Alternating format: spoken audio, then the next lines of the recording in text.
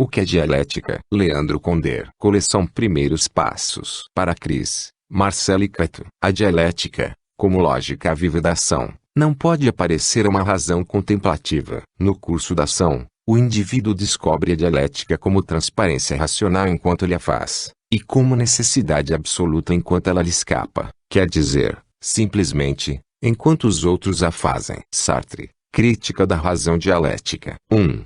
Origens da dialética. Dialética era, na Grécia Antiga, a arte do diálogo. Aos poucos, passou a ser a arte de, no diálogo, demonstrar uma tese por meio de uma argumentação capaz de definir e distinguir claramente os conceitos envolvidos na discussão. Aristóteles considerava Zenão de Elea, aproximadamente 490-430 a.C., o fundador da dialética. Outros consideram Sócrates, 469 a 399 a.C., numa discussão sobre a função da filosofia, que estava sendo caracterizada como uma atividade inútil. Sócrates desafiou os generais Laches e Nicias a definirem o que era a bravura e o político Callicles a definir o que era a política e a justiça, para demonstrar a eles que só filosofia, por meio da dialética, podia lhes proporcionar os instrumentos indispensáveis para entenderem a essência daquilo que faziam, das atividades profissionais a que se dedicavam. Na acepção moderna,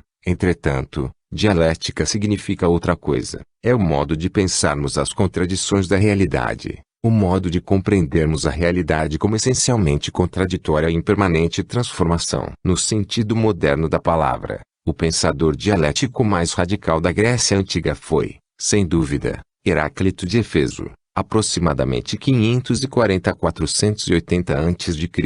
Nos fragmentos deixados por Heráclito, pode-se ler que tudo existe em constante mudança, que o conflito é o pai e rei de todas as coisas. Lê-se também que vida ou morte, sono ou vigília, juventude ou velhice são realidades que se transformam umas nas outras. O fragmento número 91, em especial, tornou-se famoso. Nele se lê que um homem não toma banho 2 vezes no mesmo rio. Por quê? Porque da segunda vez não será o mesmo homem nem estará se banhando no mesmo rio. Ambos terão mudado. Os gregos acharam essa concepção de Heráclito muito abstrata, muito unilateral. Chamaram o filósofo de Heráclito, o obscuro. Havia certa perplexidade em relação ao problema do movimento, da mudança. O que é que explicava que os seres se transformassem? Que eles deixassem de ser aquilo que eram e passassem a ser algo que antes não eram. Heráclito respondia a essa pergunta de maneira muito perturbadora, negando a existência de qualquer estabilidade no ser. Os gregos preferiram a resposta que era dada pela maneira de conceber o ser humano também sofreu importantes alterações. Pico de Mirandola, 1463 a 1494, um outro pensador da mesma época, Parmênides ensinava que a essência profunda do ser era imutável e dizia que o movimento, a mudança, era um fenômeno de superfície. Essa linha de pensamento, que podemos chamar de metafísica, acabou prevalecendo sobre a dialética de Heráclito. A metafísica não impediu que se desenvolvesse o conhecimento científico dos aspectos mais estáveis da realidade, embora dificultasse bastante o aprofundamento do conhecimento científico dos aspectos mais dinâmicos e mais instáveis da realidade. De maneira geral, independentemente das intenções dos filósofos, a concepção metafísica prevaleceu, ao longo da história, porque correspondia, nas sociedades divididas em classes, aos interesses das classes dominantes, sempre preocupadas em organizar duradouramente o que já está funcionando, sempre interessadas em amarrar bem tanto os valores e conceitos como as instituições existentes, para impedir que os homens cedam à tentação de querer mudar o regime social vigente. A concepção dialética foi reprimida, historicamente, foi empurrada para posições secundárias, condenada a exercer uma influência limitada. A metafísica se tornou hegemônica. Mas a dialética não desapareceu. Para sobreviver, precisou renunciar às suas expressões mais drásticas. Precisou conciliar com a metafísica, porém conseguiu manter espaços significativos nas ideias de diversos filósofos de enorme importância. Aristóteles, por exemplo, um pensador nascido mais de um século depois da morte de Heráclito, reintroduziu princípios dialéticos em explicações dominadas pelo modo de pensar metafísico. Embora menos radical do que Heráclito, Aristóteles, 384 a 322 a.C., Foi um pensador de horizontes mais amplos que o seu antecessor, e é a ele que se deve, em boa parte, a sobrevivência da dialética. Aristóteles observou que nós damos o mesmo nome de movimento a processos muito diferentes, que vão desde o mero deslocamento mecânico de um corpo no espaço, desde o mero aumento quantitativo de alguma coisa, até a modificação qualitativa de um ser ou o nascimento de um ser novo. Para explicar cada movimento, a gente precisa verificar qual é a natureza dele. Segundo Aristóteles, todas as coisas possuem determinadas potencialidades. Os movimentos das coisas são potencialidades que estão se atualizando, isto é, são possibilidades que estão se transformando em realidades efetivas. Com seus conceitos de ato e potência, Aristóteles conseguiu impedir que o movimento fosse considerado apenas uma ilusão desprezível, um aspecto superficial da realidade. Graças a ele, os filósofos não abandonaram completamente o estudo do lado dinâmico e imutável do real. Nas sociedades feudais, entretanto, durante os séculos da Idade Média, a dialética sofreu novas derrotas e ficou bastante enfraquecida. No regime feudal, a vida social era estratificada. As pessoas cresciam, viviam e morriam fazendo as mesmas coisas, pertencendo à classe social em que tinham nascido. Quase não aconteciam alterações significativas. A ideologia dominante, a ideologia das classes dominantes, era monopólio da igreja, elaborada dentro dos mosteiros por padres que levavam uma vida muito parada. Por isso, a dialética foi sendo cada vez mais expulsa da filosofia. A própria palavra dialética se tornou uma espécie de sinônimo de lógica, ou então passou a ser empregada, em alguns casos, com o significado pejorativo de lógica das aparências. No regime de cidade-estado da Grécia Antiga, embora houvesse estratificação social, havia uma ampla circulação tanto de mercadorias como de ideias. O comércio e a discussão sobre os problemas de interesse coletivo faziam parte da vida dos cidadãos. No regime feudal, a vida nas cidades sofreu um esvaziamento, e no campo havia pouco comércio e poucas oportunidades para discutir organizadamente. O número dos cidadãos que debatiam era reduzido e as ideias debatidas ficaram meio desligadas da vida prática. A dialética ficou sufocada. Para sobreviver, ela precisou lutar para assegurar à filosofia um espaço próprio, que não ficasse diretamente dominado pelo imperialismo da teologia, ideologia dominante, na época. Um dos ideólogos mais famosos do século XI, Petrus Damianus, 1007 a 1072, dizia que, para o ser humano, a única coisa importante era a salvação da sua alma, que a maneira mais segura de salvar a alma era se tornar monge, e que um monge não precisava de filosofia. O árabe Averroes e o francês Abelardo procuraram, por caminhos muito diferentes, defender o espaço da filosofia, sem desafiar a teologia. Averroes, 1126 a 1198, apoiando-se em Aristóteles, afirmou que a versão filosófica da verdade não precisava coincidir, de maneira imediata e total, com sua versão teológica. E Abelardo, 1079 a 1142, conseguiu discutir longamente sobre as relações entre as categorias universais e as coisas singulares em termos de pura lógica, mostrando assim, na prática, que existiam problemas importantes cuja abordagem não precisava da teologia. No século XIV, a vida começou a se modificar. O comércio se desenvolveu e sacudiu os hábitos da sociedade feudal. Os filósofos refletem isso. Guilherme de Ockham, aproximadamente 1285 a 1349, é típico da nova situação que estava surgindo. Sua vida é bem mais movimentada que a da maioria dos filósofos medievais. Ele estudou na Inglaterra, em Oxford, viveu na França, em Avignon, andou às turras com o Papa, fugiu para Pisa, na Itália, e acabou morrendo em Munique, na Alemanha. Ockham sustentava que, exatamente porque Deus é todo-poderoso e porque a vontade de Deus não pode ter limites, tudo no mundo é contingente, tudo poderia ser diferente do que é, se Deus quisesse. Por isso, a teologia, que tratava de Deus, não devia interferir, segundo Ockham, no estudo das coisas contingentes do mundo empírico. A chamada Revolução Comercial, esboçada no século XIV, deflagrou-se no século XV e suas consequências marcaram profundamente o século XVI. Foi a época do Renascimento e da descoberta da América. As artes e as ciências se insurgiram contra os hábitos mentais da Idade Média, mostraram que o universo era muito maior e mais complicado do que os ideólogos medievais pensavam, e mostraram que o ser humano era potencialmente muito mais livre do que eles imaginavam. O movimento voltou a se impor à reflexão e ao debate. Tornou-se outra vez um tema fundamental. O astrônomo polonês Nicolau Copérnico, 1473 a 1543, descobriu que Ptolomeu tinha se enganado, que a Terra nem era imóvel nem era o centro do universo, que ela girava em torno do Sol. Galileu, 1564 a 1642, e Descartes, 1596 a 1650. Descobriram que a condição natural dos corpos era o movimento e não o estado de repouso. A maneira de conceber o ser humano também sofreu importantes alterações. Pico di Mirandola,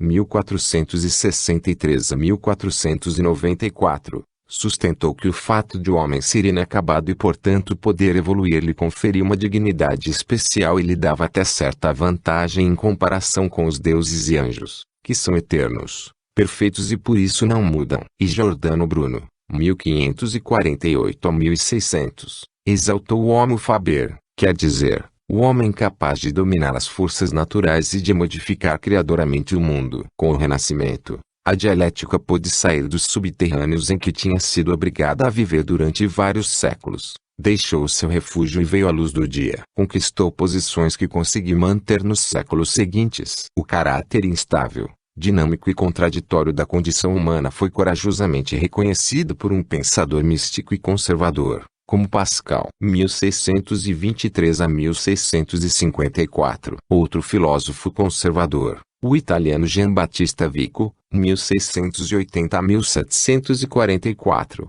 também ajudou a dialética a se fortalecer. Vico achava que o homem não podia conhecer a natureza, que tinha sido feita por Deus e só por Deus podia ser efetivamente conhecida, mas sustentava que o homem podia conhecer sua própria história, já que a realidade histórica é obra humana, é criada por nós. Essa formulação constituiu um poderoso estímulo à busca de um método adequado a correr à compreensão da realidade histórica, quer dizer, a elaboração do método dialético. Elementos de dialética se encontram no pensamento de diversos filósofos do século XVII, como Leibniz, 1646 a 1716, Spinoza, 1632 a 1677, Hobbes, 1588 a 1679, e Pierre Bailly, 1647 a 1706. Elementos de dialética se achavam já, também, nas reflexões do inquieto Montaigne 1533 a 1592, no século XVI.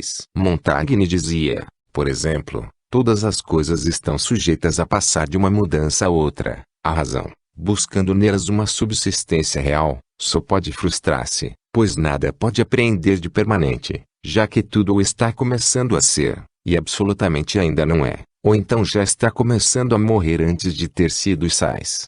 2. 12. Mas tanto Montaigne como os pensadores do século XVII viviam e pensavam, de certo modo, numa situação de isolamento em relação à dinâmica social, em relação aos movimentos políticos da época. Os contatos que eles mantinham eram com personalidades e não com organizações ou tendências que pudessem refletir alguma coisa do que se passava nas bases da sociedade. Por isso, a visão que tinham da história, isto é, do processo transformador da condição humana e das estruturas sociais, ou era gratuitamente otimista, superficial, ou então assumia um tom melancólico, conteúdo conservador negativista. Só na segunda metade do século XVIII é que a situação dos filósofos começou a mudar. O amadurecimento do processo histórico que desembocou na Revolução Francesa criou condições que permitiram aos filósofos uma compreensão mais concreta da dinâmica das transformações sociais. O movimento que refletiu esse processo de preparação da Revolução Francesa no plano das ideias que se chamou Iluminismo. Os filósofos iluministas acompanharam de perto as reivindicações plebeias,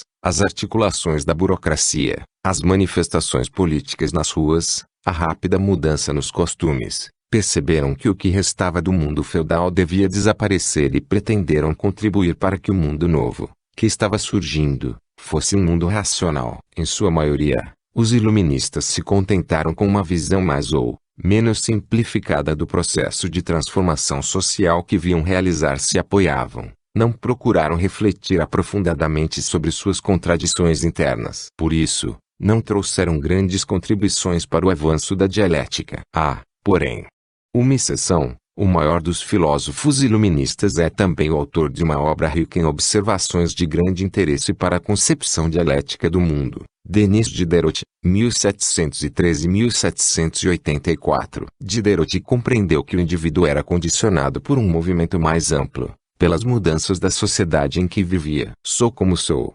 escreveu ele, porque foi preciso que eu me tornasse assim. Se mudarem o todo, necessariamente eu também serei modificado. E acrescentou, o todo está sempre mudando. No sonho de D'Alembert, imaginou que D'Alembert, seu amigo, sonhando dizia coisas tais como, todos os seres circulam uns nos outros. Tudo é um fluxo perpétuo. O que é um ser? A soma de um certo número de tendências. E a vida? A vida é uma sucessão de ações e reações. Nascer, viver e passar é mudar de formas. D'Alembert ficou chocado com a loucura que Diderot tinha escrito e o texto, redigido em 1769, acabou só sendo publicado em 1830. No suplemento A Viagem de Bougainville, publicado em 1796, Diderot aconselhava seus leitores, examinem todas as instituições políticas, civis e religiosas, ou muito me engano ou vocês verão nelas o gênero humano subjugado, a cada século mais submetido ao jugo de um punhado de meliantes. E recomendava, desconfiem de quem quer impor a ordem. Uma das obras mais famosas de Diderot é O Sobrinho de Rameau,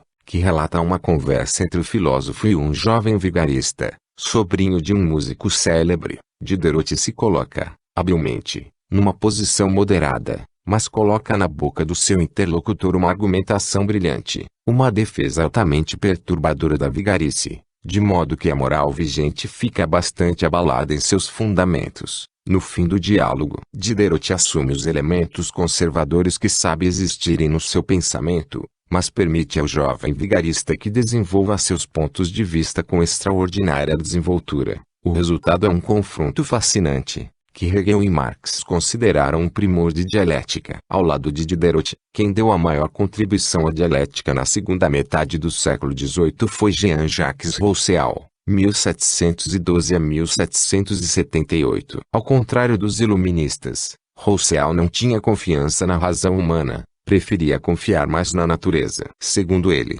os homens nasciam livres, a natureza lhes dava vida com liberdade, mas a organização da sociedade lhes tolhia o exercício da liberdade natural. O problema com que Rousseau se defrontava, então, era o de assegurar bases para um contrato social que permitisse aos indivíduos terem na vida social uma liberdade capaz de compensar o sacrifício da liberdade com que nasceram. Observando a estrutura da sociedade do seu tempo e suas contradições, Rousseau concluiu que os conflitos de interesses entre os indivíduos tinham se tornado exagerados, que a propriedade estava muito mal distribuída, o poder estava concentrado em poucas mãos, as pessoas estavam escravizadas ao egoísmo delas. Rousseau considerava necessária uma democratização da vida social. Para ele, as comunidades efetivamente democráticas não poderiam basear-se em critérios formais, puramente quantitativos, à vontade de todos.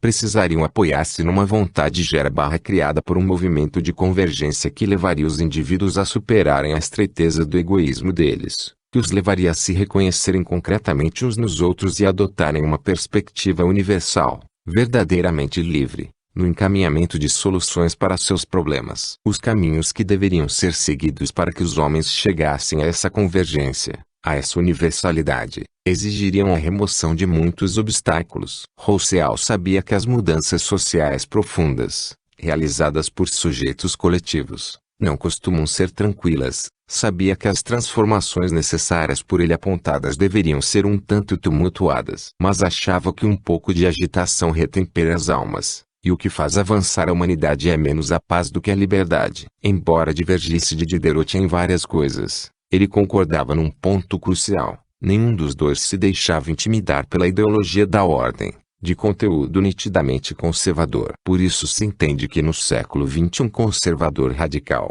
Maurice Barrès, tem escrito que Diderot e Rousseau, duas forças de desordem, são responsáveis por muitos dos males que nos afligem. 2. O trabalho. No final do século XVIII e no começo do século XIX, os conflitos políticos já não eram mais abafados nos corredores dos palácios e estouravam nas ruas. As lutas que precederam e desencadearam a Revolução Francesa envolveram muita gente, entraram na vida de milhões de pessoas. As guerras napoleônicas também mobilizaram as massas populares e os homens do povo foram obrigados a pensar sobre questões políticas que antes eram discutidas apenas por uma elite reduzida, mas que naquele período estavam invadindo a esfera da vida cotidiana de quase todo mundo. Essa situação se refletiu na filosofia. Se refletiu até na filosofia que se elaborava na longínqua cidade de Königsberg, na Prússia Oriental. Hoje a cidade se chama Kaliningrado e fica na União Soviética, onde nasceu, viveu, escreveu e morreu aquele que provavelmente é o maior dos pensadores metafísicos modernos, Immanuel Kant, 1724 a 1804. Pessoalmente, Kant viveu na mais rigorosa rotina, até seus passeios tinham hora marcada. O poeta Heine conta que os vizinhos do filósofo acertavam seus relógios quando ele saía de casa, às 15h30 metros, para dar uma volta. À sua volta, porém, as rotinas estavam sendo quebradas. A história da Europa estava pondo a muitas contradições e Kant não pôde deixar de pensar sobre a contradição. Em geral, Kant percebeu que a consciência humana não se limita a registrar passivamente impressões provenientes do mundo exterior, que ela é sempre a consciência de um ser que interfere ativamente na realidade, e observou que isso complicava extraordinariamente o processo do conhecimento humano. Sustentou, então, que todas as filosofias até então vinham sendo ingênuas ou dogmáticas, pois tentavam interpretar o que era realidade antes de ter resolvido uma questão prévia, o que é o conhecimento. O centro da filosofia, para Kant, não podia deixar de ser a reflexão sobre a questão do conhecimento, a questão da exata natureza e dos limites do conhecimento humano. Fixando sua atenção naquilo que ele chamou de razão pura, o filósofo se convenceu, então, de que na própria razão pura anterior à experiência, existiam certas contradições, as antinomias, que nunca poderiam ser expulsas do pensamento humano por nenhuma lógica. Outro filósofo alemão, de uma geração posterior, demonstrou que a contradição não era apenas uma dimensão essencial na consciência do sujeito do conhecimento, conforme Kant tinha concluído, era um princípio básico que não podia ser suprimido nem da consciência do sujeito nem da realidade objetiva. Esse novo pensador, que se chamava Georg Wilhelm Friedrich Hegel, 1770 a 1831, sustentava que a questão central da filosofia era a questão do ser, mesmo, e não a do conhecimento. Contra Kant, ele argumentou, se eu pergunto o que é o conhecimento, já na palavra está em jogo uma certa concepção de ser. A questão do conhecimento, daquilo que o conhecimento é, só pôde ser concretamente discutida a partir da questão do ser. Hegel concordava com Kant num ponto essencial, no reconhecimento de que o sujeito humano é essencialmente ativo e está sempre interferindo na realidade. Na época da Revolução Francesa, entusiasmado com a tomada da Bastilha pelo povo e com a derrubada de instituições antiquíssimas, que pareciam eternas, Hegel, então com 19 anos, plantou uma árvore da liberdade em Tübingen, onde morava, em homenagem à França. Naquele momento, o poder humano de intervir na realidade lhe pareceu quase ilimitado, o sujeito humano lhe pareceu quase onipotente. Logo, porém, a vida se encarregou de jogar água fria no entusiasmo do filósofo. A Revolução Francesa atravessou uma fase de terror, com a guilhotina cortando inúmeras cabeças, e depois veio a ser controlada por Napoleão Bonaparte. Mas o próprio Napoleão foi derrotado e a Europa se viu dominada pela política ultraconservadora da Santa Aliança. Além disso, a Alemanha, país onde o pensador vivia, era tão atrasada que nem sequer tinha conseguido alcançar a consenso circunflexo sua unidade como nação. Estava dividida em governos regionais, cada um mais reacionário que o outro. Hegel descobriu, então, com amargura, que o homem transforma ativamente a realidade, mas quem impõe o ritmo e as condições dessa transformação é o sujeito em última análise, a realidade objetiva. Para avaliar de maneira realista as possibilidades do sujeito humano, Hegel procurou estudar seus movimentos no plano objetivo, das atividades políticas e econômicas. Dedicou-se à leitura e ao exame dos escritos de Adam Smith e dos teóricos da economia política inglesa clássica. Lukács mostrou,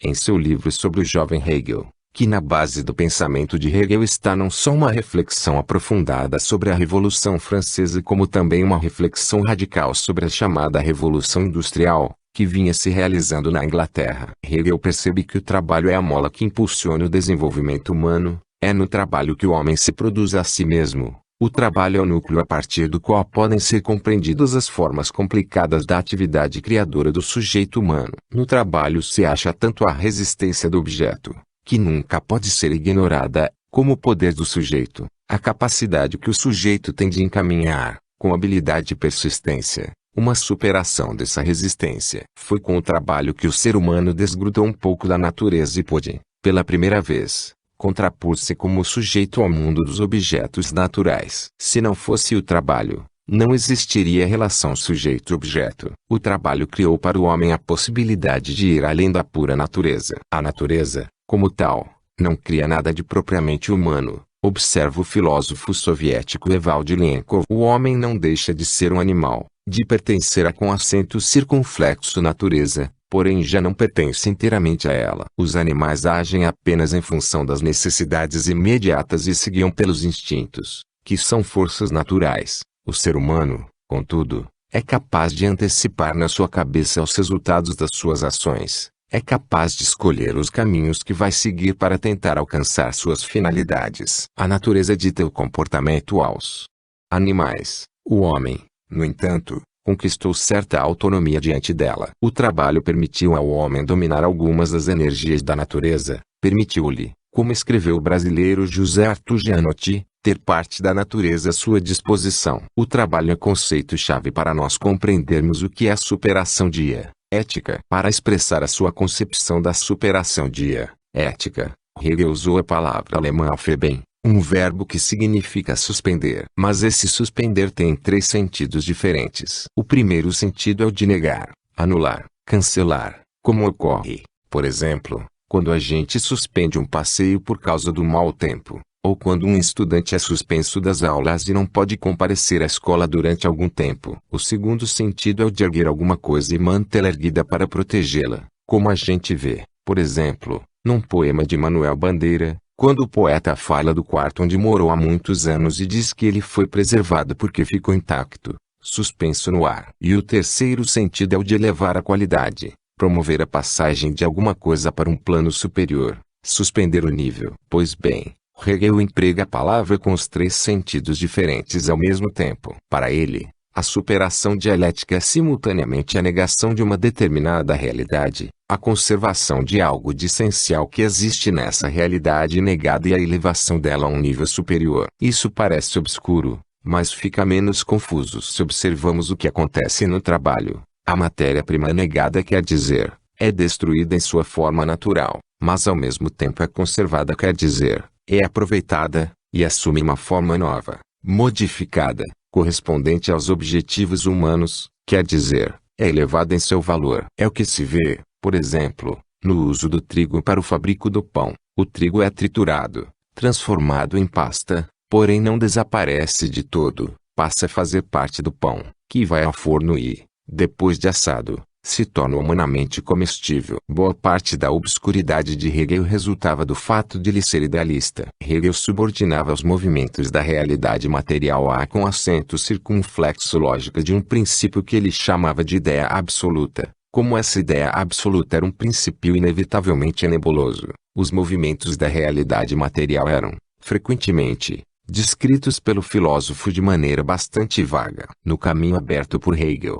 entretanto, surgiu outro pensador alemão, Karl Marx, 1818 a 1883, materialista, que superou, dialeticamente, as posições de seu mestre. Marx escreveu que em Hegel a dialética estava, por assim dizer, de cabeça para baixo. Decidiu, então, colocá-la sobre seus próprios pés. Marx teve uma vida muito atribulada, ligou-se bem cedo ao movimento operário e socialista, lutou na política do lado dos trabalhadores, viveu na pobreza e passou a maior parte de sua vida no exílio, Na Inglaterra, a solidariedade ativa que o ligou aos trabalhadores contribuiu, certamente, para que ele tivesse do trabalho uma compreensão diferente daquela que tinha sido exposta pelo velho Hegel, cuja existência transcorrera quase toda entre as quatro paredes da biblioteca e da sala de aulas. Marx concordou plenamente com a observação de Hegel de que o trabalho era a mola que impulsionava o desenvolvimento humano,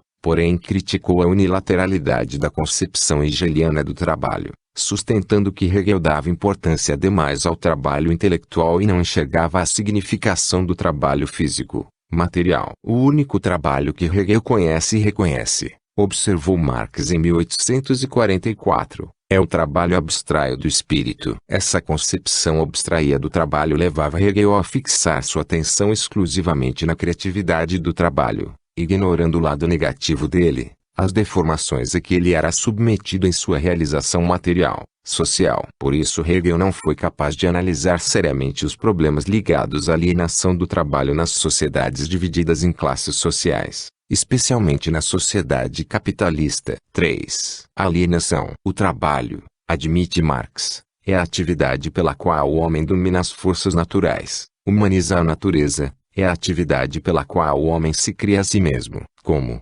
então, o trabalho, de condição natural para a realização do homem, chegou a tornar-se o seu algoz. Como ele chegou a se transformar em uma atividade que é sofrimento, uma força que é impotência, uma procriação que é castração. Uma primeira causa dessa deformação monstruosa se encontra na divisão social do trabalho, na apropriação privada das fontes de produção, no aparecimento das classes sociais. Alguns homens passaram a dispor de meios para explorar o trabalho dos outros, passaram a impor aos trabalhadores condições de trabalho que não eram livremente assumidas por estes. Introduziu-se, assim, um novo tipo de contradição no interior da comunidade humana, no interior do gênero humano. A partir da divisão social do trabalho, a humanidade passava a ter uma dificuldade bem maior para pensar os seus próprios problemas e para encará-los de um ângulo mais amplamente universal. Mesmo quando eram sinceros, os indivíduos se deixavam influenciar pelo ponto de vista dos exploradores do trabalho alheio, pela perspectiva parcial e inevitável das classes sociais, conforme a caracterização da ideologia por Lucien Goldman. Divisão do trabalho e propriedade privada, escreveu Marx, são termos idênticos. Um diz em relação à exploração do trabalho escravo a mesma coisa que o outro diz em relação ao produto da exploração do trabalho escravo. As condições criadas pela divisão do trabalho e pela propriedade privada introduziram um estranhamento entre o trabalhador e o trabalho, na medida em que o produto do trabalho, antes mesmo de o trabalho se realizar, pertence a outra pessoa que não o trabalhador. Por isso, em lugar de realizar-se no seu trabalho, o ser humano se aliena nele. Em lugar de reconhecer-se em suas próprias criações, o ser humano se sente ameaçado por elas. Em lugar de libertar-se, acaba enrolado em novas opressões. O vigor e a coerência da argumentação de Marx foram reconhecidos mesmo por escritores não concordam com o ponto de vista dele. O padre Henri Chambre, por exemplo, admitiu que, partindo da concepção do homem como um ser que se cria através do trabalho, não se pode negar validade à crítica de Marx à propriedade privada. Se o homem fosse apenas atividade criadora e produtora de si mesmo e do mundo que o cerca, é certo que toda apropriação privada seria fonte de violência e dominação do homem sobre o homem. Para um cristão, como Chambre, a ideia de que o homem se faz a si mesmo e humaniza o mundo pelo trabalho sacrifica a espiritualidade do ser humano e o rebaixa à condição animal, além de ser uma manifestação de autossuficiência, um pecado de orgulho. Mas os marxistas têm boas razões para replicar que, na medida em que rejeitam a dialética, os cristãos se privam de um instrumento eficientíssimo na análise dos problemas humanos, perdem boas possibilidades de agir com eficácia no plano político e acabam desperdiçando energias na retórica dos bons conselhos, na pregação moralista e em projetos ingênuos idealistas,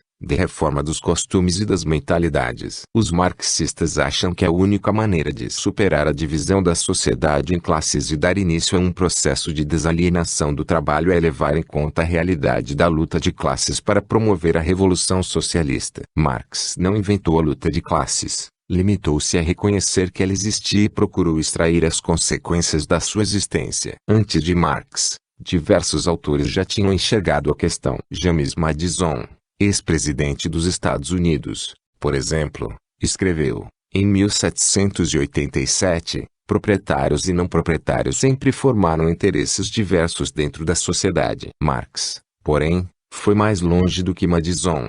Com a ajuda de Friedrich Engels, 1820 a 1895, Marx reexaminou a história social da humanidade e concluiu, em 1848, no Manifesto Comunista, que toda a história transcorrida até então tinha sido uma história de lutas de classes. As lutas de classes assumem formas extraordinariamente variadas, às vezes são fáceis de ser reconhecidas, são mais ou menos diretas, às vezes, contudo, elas se tornam extremamente complexas e não cabem em interpretações simplistas. Nas sociedades capitalistas, as lutas de classes tendem a assumir formas políticas cada vez mais complicadas. Examinando o modo de produção capitalista, em seu livro Capital, Marx notou que com ele se criou uma situação política nova, sem precedentes, na história das lutas de classes. O capitalismo é como aquele aprendiz de feiticeiro que colocou em movimento forças que em seguida escaparam ao seu controle. Com o capitalismo, desenvolveu-se notavelmente a tecnologia. As forças produtivas tiveram um crescimento excepcional e o capitalismo vem tendo dificuldades cada vez maiores para aproveitá-las. A competição desenfreada dos capitalistas uns com os outros, em torno da busca do maior lucro, acarreta um grave desperdício de recursos. Na competição, os empresários mais poderosos vão impondo a lei deles, os mais fracos vão sendo sacrificados e acabam prevalecendo os monopólios. Por outro lado, para poder explorá-los, o capital reúne os operários em suas indústrias, mas essa massa trabalhadora aglomerada se organiza, toma consciência de sua força, passa a reivindicar com maior firmeza as coisas que lhe convêm, até poder liderar uma revolução social e criar uma organização socialista para a sociedade. A socialização do trabalho e a centralização de seus recursos materiais, escreve Marx, chegam a um ponto no qual não cabem mais no envoltório capitalista. Nunca tinha sido criada na história da humanidade,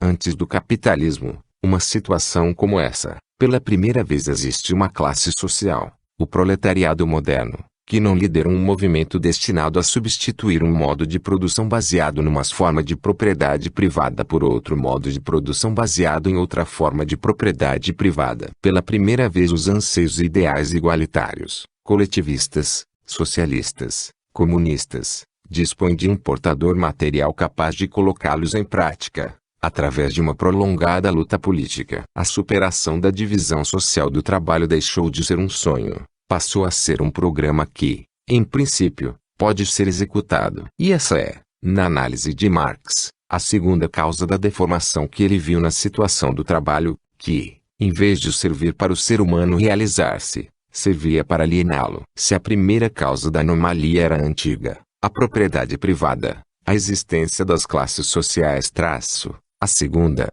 mais recente, estava no agravamento da exploração do trabalho sob o capitalismo. O mercado capitalista vive em permanente expansão. O capital tende a ocupar todos os espaços que possam lhe proporcionar lucros. E as leis do mercado vão dominando a sociedade inteira. Todos os valores humanos autênticos vão sendo destruídos pelo dinheiro. Tudo vira mercadoria. Tudo pode ser comercializado. Todas as coisas podem ser vendidas ou compradas por um determinado preço. A força de trabalho do ser humano, é claro, não podia deixar de ser arrastada nessa onda. Ela também se transforma em mercadoria e seu preço passa a sofrer as pressões e flutuações do mercado. Os trabalhadores, além de viverem sob a ameaça da perda do emprego, são obrigados a se organizar e a lutar para defender seus salários. E o fato de tomarem consciência de que já existe uma alternativa socialista e de que a organização da produção poderia ser diferente é um fato que só pode agravar o mal-estar que sentem no trabalho. O agravamento da alienação do trabalho sob o capitalismo,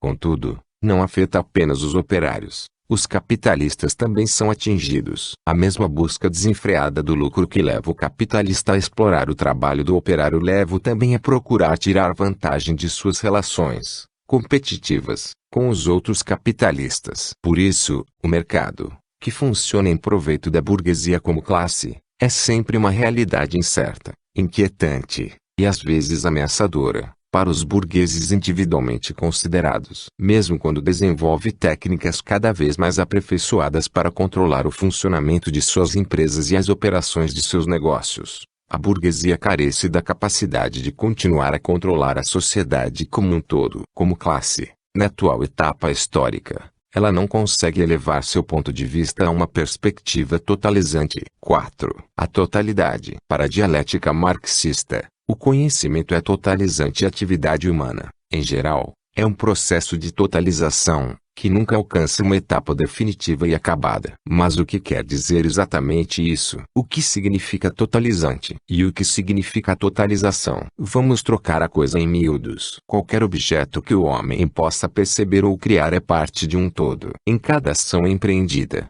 o ser humano se defronta, inevitavelmente, com problemas interligados. Por isso, para encaminhar uma solução para os problemas, o ser humano precisa ter uma certa visão de conjunto deles. É a partir da visão do conjunto que a gente pode avaliar a dimensão de cada elemento do quadro. Foi o que Hegel sublinhou quando escreveu: a verdade é o todo. Se não enxergarmos o todo, podemos atribuir um valor exagerado a uma verdade limitada, transformando-a em mentira, prejudicando a nossa compreensão de uma verdade mais geral. Exemplo disso: alguém observa que o capitalista X é um homem generoso, progressista, sinceramente preocupado com seus operários. Essa observação pode ser correta. No entanto, é necessário entendê-la dentro de seus limites, para não perdermos de vista o fato de que ela nunca pode ser usada para pretender invalidar outra observação mais abrangente, a de que o sistema capitalista, por sua própria essência, impele os capitalistas em geral,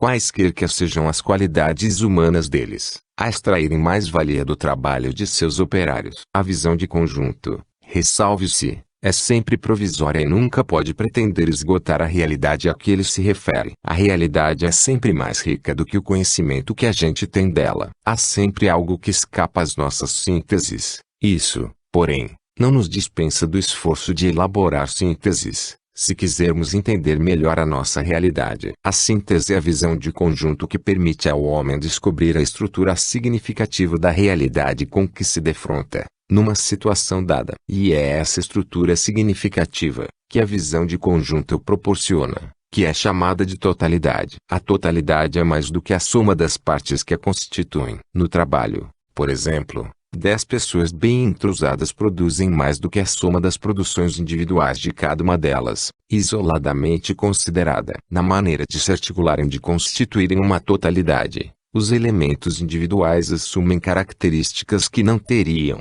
caso permanecessem fora do conjunto. Há totalidades mais abrangentes e totalidades menos abrangentes. As menos abrangentes, é claro, fazem parte das outras. A maior ou menor abrangência de uma totalidade depende do nível de generalização do pensamento e dos objetivos concretos dos homens em cada situação dada. Se eu estou empenhado em analisar as questões políticas que estão sendo vividas pelo meu país, o nível de totalização que me é necessário é o da visão de conjunto da sociedade brasileira, da sua economia, da sua história, das suas contradições atuais. Se, porém, eu quiser aprofundar a minha análise e quiser entender a situação do Brasil no quadro mundial, vou precisar de um nível de totalização mais abrangente. Vou precisar de uma visão de conjunto do capitalismo, da sua gênese, da sua evolução, dos seus impasses no mundo de hoje. E, se eu quiser elevar a minha análise a um plano filosófico, precisarei ter, então, uma visão de conjunto da história da humanidade, quer dizer, da dinâmica realidade humana como um todo, nível máximo de abrangência da totalização dialética. É evidente que, na prática, a vida coloca diante de mim problemas que eu tenho de resolver, em geral, sem necessidade de recorrer a cada passo a considerações de filosofia da história, isto é, ao nível de totalização mais abrangente. De certo modo, contudo, mesmo no dia a dia, nós estamos sempre, implicitamente, totalizando. Estamos sempre trabalhando com totalidades de maior ou menor abrangência. Para trabalhar dialeticamente com o conceito de totalidade, é muito importante sabermos qual é o nível de totalização exigido pelo conjunto de problemas com que estamos nos defrontando. E é muito importante, também, nunca esquecermos que a totalidade é apenas um momento de um processo de totalização, que, conforme já advertimos, nunca alcança uma etapa definitiva e acabada. Afinal,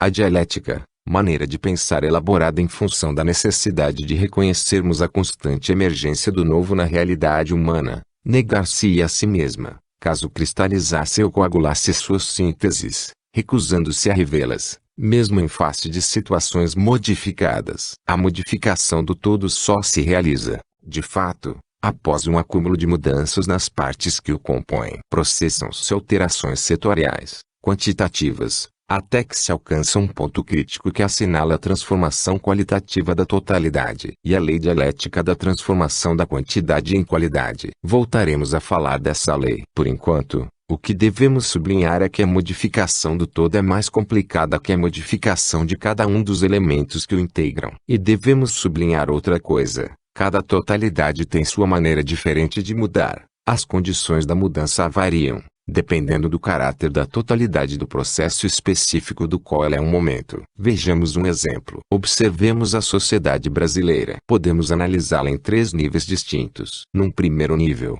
podemos estudar seu regime jurídico-político, suas leis, suas instituições, seu sistema administrativo, a estrutura do seu Estado. Num segundo nível, podemos mergulhar mais fundo e procurar examinar a história da sociedade brasileira, a relação existente entre sua vida política, seus problemas sociais e sua economia. Podemos encará-la como formação socioeconômica. E, finalmente, num terceiro nível, mais geral e mais abstrato, podemos fixar nossa atenção no modo de produção que se acha na base da formação socioeconômica existente. Na prática, não é possível separar inteiramente as questões que se apresentam num desses níveis das questões que se manifestam nos outros 2. Afinal, concretamente, elas são elementos de uma mesma realidade global, que é a sociedade brasileira. No entanto, focalizada no plano de cada uma das diversas totalizações mencionadas, essa realidade nos revela aspectos distintos, que nos ajudam a compor sua verdadeira fisionomia e a orientar de maneira mais realista nossa atividade tendente a transformá-la. Em 1964, quando foi deposto o presidente João Goulart, e em 1968, quando foi ditado o AI-5, o Brasil sofreu uma importante modificação. Em 2 episódios, mudou seu regime jurídico-político. Era necessário reconhecer a mudança qualitativa dessa totalidade, para extrair todas as consequências que se impunham, no plano estratégico, e não ficar se iludindo com a ideia de que tinha ocorrido uma mera duartelada cujos efeitos seriam passageiros. Ao mesmo tempo, porém, era preciso observar que, como formação socioeconômica, o Brasil não sofrera nenhuma alteração significativa em 1964 ou em 1968. A formação socioeconômica, como totalidade, não muda no mesmo ritmo que o regime jurídico-político. Ao longo destas últimas décadas,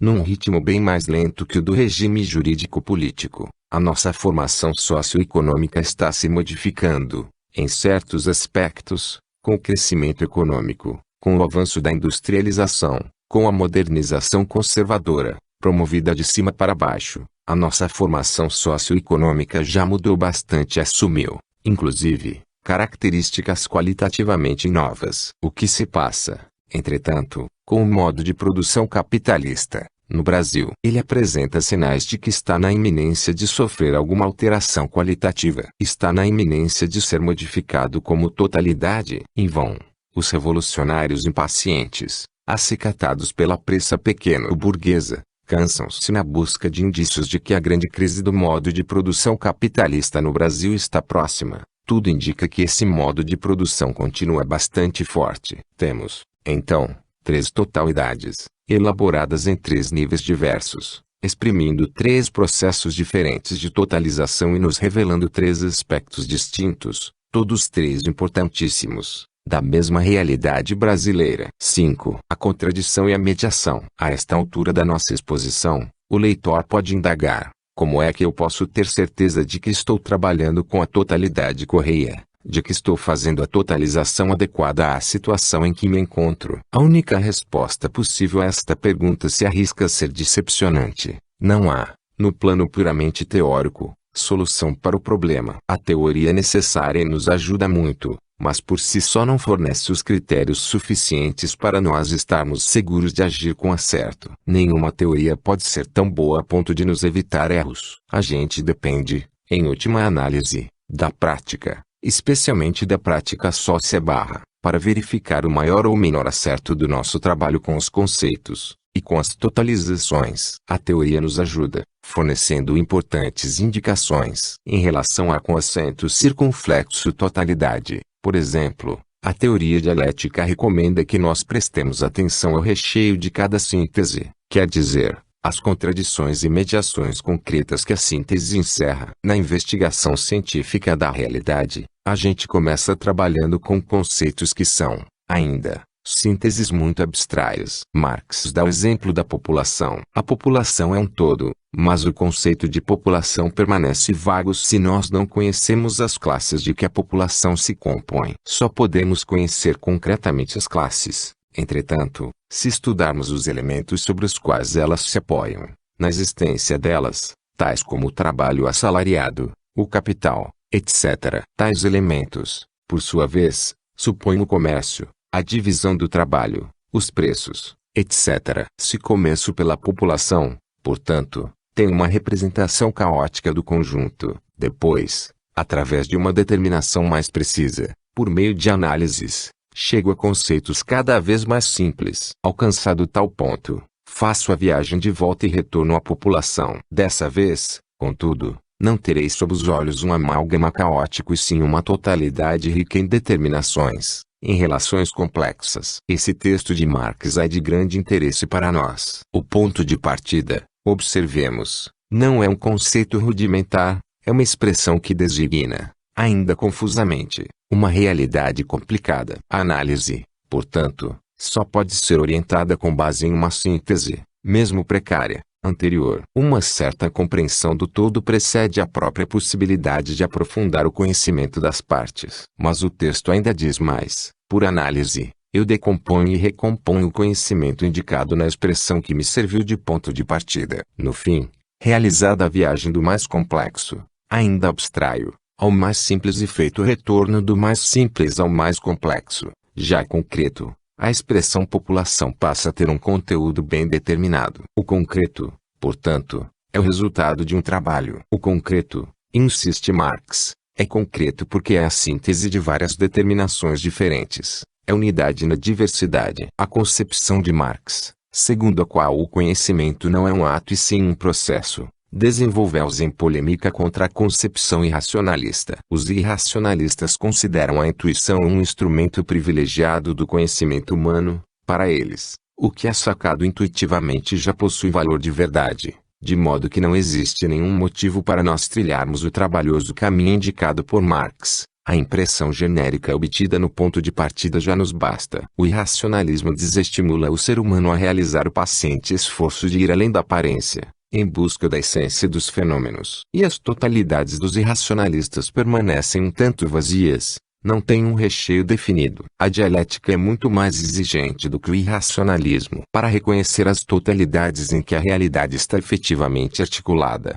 em vez de inventar totalidades e procurar enquadrar nelas a realidade, o pensamento dialético é obrigado a um paciente trabalho, é obrigado a identificar, com esforço, gradualmente, as contradições concretas e as mediações específicas que constituem o tecido de cada totalidade, que dão vida a cada totalidade. A dialética, observa Carlos Nelson Coutinho, não pensa o todo negando as partes, nem pensa as partes abstraídas do todo. Ela pensa tanto as contradições entre as partes, a diferença entre elas, o que faz de uma obra de arte algo distinto de um panfleto político, como a união entre elas, o que leva a arte e a política a se relacionarem no seio da sociedade enquanto totalidade. Os irracionalistas, implicitamente, dispensam-nos desse esforço. Quem achar que já sacou intuitivamente o todo não precisará examinar cuidadosamente as partes, mas também não terá uma compreensão clara das conexões e conflitos internos e ficará com uma totalidade um tanto nebulosa. Já Hegel criticava a concepção irracionalista que seu ex-amigo Schelling adotara da totalidade, do absoluto, dizendo que se tratava de uma noite na qual todas as vacas eram pardas. Para que o nosso conhecimento avance e o nosso laborioso, interminável, descobrimento da realidade se aprofunde, quer dizer, para nós podermos ir além das aparências e penetrar na essência dos fenômenos, precisamos realizar operações de síntese e de análise que esclareçam não só a dimensão imediata como também, e sobretudo, a dimensão imediata delas. A experiência nos ensina que em todos os objetos com os quais lidamos existe uma dimensão imediata, que nós percebemos imediatamente, e existe uma dimensão imediata, que a gente vai descobrindo, construindo ou reconstruindo aos poucos. Vejamos, por exemplo, este livrinho sobre a dialética que está nas mãos do leitor. É uma realidade imediata, palpável, legível, um conjunto de folhas impressas com símbolos gráficos. Mas não é só isso. Se o leitor parar um pouco para pensar sobre ele, verificará que o fato de o livro estar em suas mãos passa por uma série de mediações. É um fato que está mediatizado por outros fatos e por diversas ações humanas. A mediação mais próxima a ser reconstituída é a do deslocamento do livro. Como foi que ele veio parar nas mãos do leitor? O leitor comprou numa livraria, recebeu de presente, está lendo o volume numa biblioteca. Há também uma mediação subjetiva. Qual foi o motivo que levou o leitor a se interessar pelo livrinho? Por que este livro e não outro? Quando e como o leitor passou a ter a impressão ou convicção de que o assunto do livro era digno de atenção e valia a pena lê-lo? Quais foram as experiências pessoais e os condicionamentos culturais que o levaram a isso? Somente levando em conta essas, e outras, mediações aqui poderemos avaliar corretamente toda a significação do fato de o livro estar, agora, neste imediato momento, nas mãos do leitor. As mediações, entretanto, obrigam-nos a refletir sobre outro elemento insuprimível da realidade,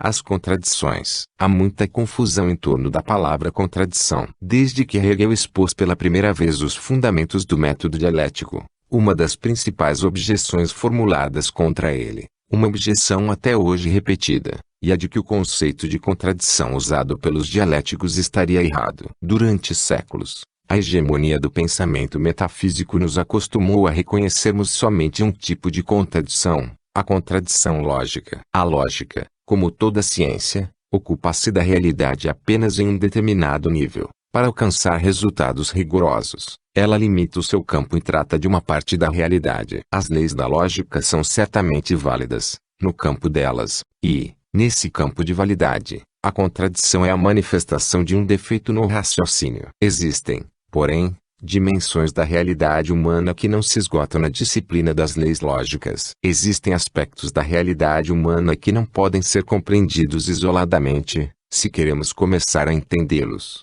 precisamos observar a conexão íntima que existe entre eles e aquilo que eles não são. Henri Lefebvre escreveu, com razão: não podemos dizer ao mesmo tempo que determinado objeto é redondo e é quadrado. Mas devemos dizer que o mais só se define com o menos, que a dívida só se define pelo empréstimo. As conexões íntimas que existem entre realidades diferentes criam unidades contraditórias. Em tais unidades, a contradição é essencial, não é um mero defeito do raciocínio. Num sentido amplo, filosófico, que não se confunde com o sentido que a lógica confere ao termo, a contradição é reconhecida pela dialética como o princípio básico do movimento pelo qual os seres existem. A dialética não se contrapõe à com acento circunflexo lógica, mas vai além da lógica, desbravando um espaço que a lógica não consegue ocupar. Para desbravar esse novo espaço, a dialética modifica os instrumentos conceituais de que dispõe, passa a trabalhar, frequentemente, com determinações reflexivas e procura promover uma fluidificação dos conceitos. Não se assuste com essas expressões, leitor,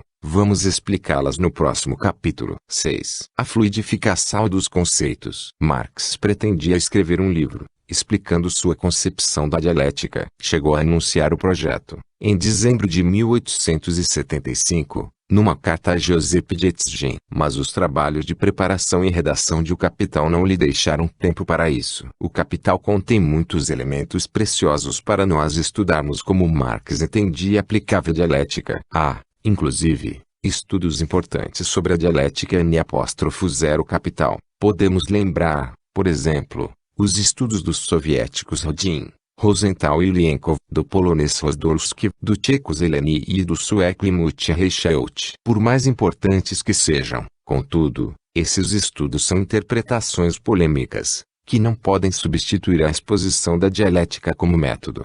anunciada em 1875 ad etcetera e jamais escrita. É compreensível, portanto, que até hoje existam muitas discussões sobre a dialética de Marx. Quais são, precisamente, suas características essenciais? Quais são, precisamente, suas relações com a dialética de Hegel? Alguns pontos foram devidamente esclarecidos pelo próprio Marx, quando ele falou de diferenças fundamentais entre seu método e o de Hegel, decorrentes do fato de Hegel ser idealista e ele ser materialista. Hegel descreveu o processo global da realidade da seguinte maneira: a ideia absoluta assumiu a imperfeição, a instabilidade, da matéria, desdobrou-se em uma série de movimentos que a explicitavam e realizavam, para, afinal, com a trajetória ascensional do ser humano, iniciar, enriquecida, seu retorno a si mesma. Essa descrição, que é claramente idealista, supõe o conhecimento do ponto de partida e do ponto de chegada do movimento da realidade. Quer dizer,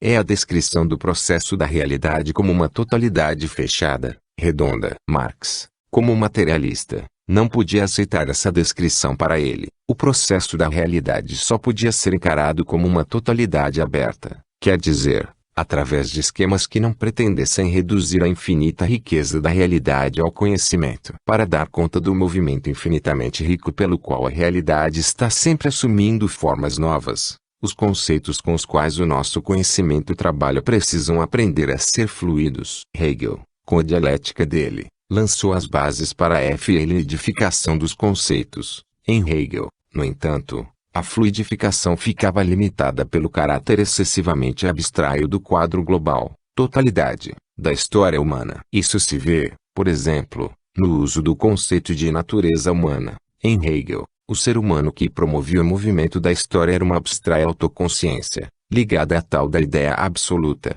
praticamente desvinculada dos problemas que afetam o corpo dos homens, de modo que a natureza humana, tal como Hegel a entendia, era idealizada, tinha muito pouco de natureza e por isso lhe faltava uma dimensão histórica mais concreta. Marx, por sua vez, conseguiu fluidificar muito mais radicalmente o conceito de natureza humana. Para Marx, o homem tinha um corpo, a dimensão concretamente natural, e por isso a natureza humana se modificava materialmente, na sua atividade física sobre o mundo, ao atuar sobre a natureza exterior. O homem modifica, ao mesmo tempo, sua própria natureza. O movimento autotransformador da natureza humana, para Marx, não é um movimento espiritual, como em Hegel, e sim um movimento material, que abrange a modificação não só das formas de trabalho e organização prática de vida, mas também dos próprios órgãos dos sentidos. O olho humano passou a ver coisas que não enxergava antes. O ouvido humano foi educado pela música para ouvir coisas que não escutava antes, etc. A formação dos 5 sentidos, escreveu Marx, é trabalho de toda a história passada. A natureza humana, por conseguinte, conforme o conceito que Marx tem dela, só existe na história, num processo global de transformação, que abarca todos os seus aspectos. E a história, em seu conjunto, não é outra coisa senão uma transformação contínua da natureza humana conforme se lê na miséria da filosofia. A essa altura da nossa explicação do conceito marxista de natureza humana, entretanto, uma pergunta se impõe: se a natureza humana se transforma globalmente de modo contínuo ao longo da história, por que continuar a empregar o conceito de natureza humana? Como ele poderia corresponder a algo de constante, capaz de justificá-lo? Como poderia haver algo em comum entre nós, homens do século XX, por exemplo, os gregos do século V a.C.? Marx não reconhece a existência de nenhum aspecto da realidade humana situado acima da história ou fora dela, mas admite que determinados aspectos da realidade humana perduram na história. Exatamente porque o movimento da história é marcado por superações dialéticas, em todas as grandes mudanças há uma negação mas ao mesmo tempo uma preservação, e uma elevação a nível superior, daquilo que tinha sido estabelecido antes. Mudança e permanência são categorias reflexivas, isto é, uma não pode ser pensada sem a outra. Assim como não podemos ter uma visão correta de nenhum aspecto estável da realidade humana se não soubermos situá-lo dentro do processo geral de transformação a que ele pertence, dentro da totalidade dinâmica de que ele faz parte. Também não podemos avaliar nenhuma mudança concreta se não a reconhecermos como mudança de um ser, quer dizer, de uma realidade articulada e provida de certa capacidade de durar. Marx não era Heráclito, o obscuro. Ele sabia que, quando um homem se banha 2 vezes num determinado rio, é inegável que da segunda vez o homem terá mudado. O rio também terá sofrido alterações, mas apesar das modificações o homem será o mesmo homem, e não um outro indivíduo qualquer, e o rio será o mesmo rio, e não um outro rio qualquer. Por isso, Marx empregou o conceito de natureza humana. Para Marx, a fluidificação dialética dos conceitos não tinha nada a ver com o relativismo e não podia, em nenhum momento, ser confundida com ele. Num escrito de 1857, Marx lembrou o caso da arte grega do século V a.C.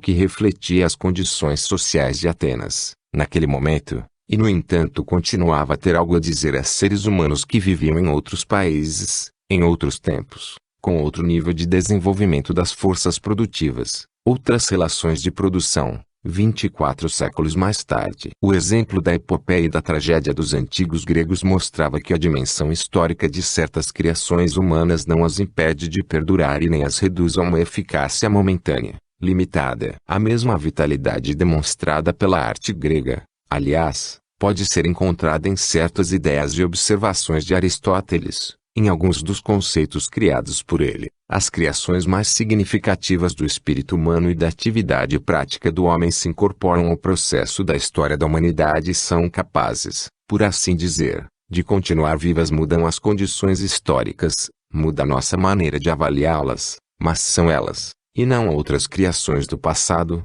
que permanecem presentes no nosso horizonte. Em certo sentido, por conseguinte, podemos dizer que nessas criações excepcionalmente bem-sucedidas dos seres humanos há alguma coisa de verdade absoluta. Por isso, o desenvolvimento posterior do conhecimento humano não deixa que elas caiam no esquecimento, porque precisa delas. Nenhuma dessas criações pode ser adequadamente compreendida e assimilada pelas épocas que vieram depois delas sem um exame das condições específicas em que cada obra foi elaborada. Cada uma delas possui uma ligação essencial com o momento da sua gênese, mas, na maneira de expressarem o momento histórico em que nasceram, elas conseguem acrescentar algo ao processo histórico como um todo. A fluidificação dos conceitos destinados a tratar dos dois lados dessa realidade só pode ocorrer através da determinação reflexiva. Os conceitos funcionam como pares inseparáveis. Por isso a dialética não pode admitir contraposições metafísicas,